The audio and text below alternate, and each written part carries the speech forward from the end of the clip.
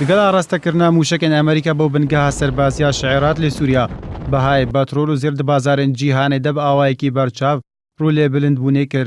Zêr bêreztirîn ast deheyama pênc mehên derbasbûyî de tomar kir û nerxê onseyek bû $1266 bilind bû.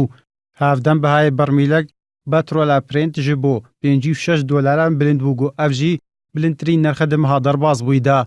Bihayê bermîlek nefta xav jî Amerîkî bo $52 bilind bû.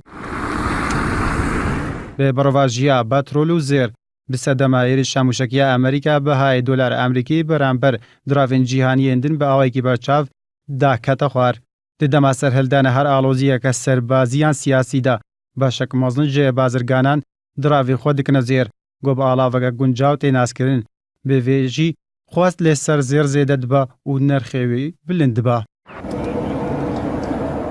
Hevdem sedema bilindbûna bihayê betrolê girêdayî bi diristbûna motorsiyê ji westana zeviyê berhemanîna betrolê bi taybetî di dema alozbûna rewşa emnî ya welatên berhemanîna betrolê û dewrûberê wê. Bû wê sedemê jî astê berhemanînê kêm dibe û nerxa betrolê jî bilind dibe. Her tevgereke serbaziya Amerîka li ser astê navdewletî bandora rastexwe lê ser bihayê betrolê di bazarên cîhanê de çêdike. Bi taybetî got Amerîka berhemhênerekî serekê betrolya û yeka ji welatên gorêjeyeke meziniya betrolê bikardihêne. Hevdem bihayê betrolê jî girêdaye bi çend sedeman û girîngtirîniyan birîntiye ji sedemên siyasî û asayişa welatên berhemhênerên betrolê û astê berhemanîna betrolê.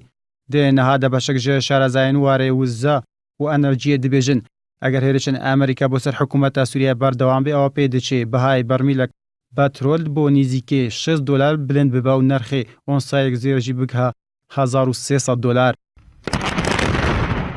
Ev jî di demekê de ye di dawî rêkeftina welatên endam di rêkxirawa OPEC de bo kêmkirina astê berhemanîna betrolê nerxê betrol lê bazarên cîhanê 4 mehan li ser hev di astekî bilind demaya.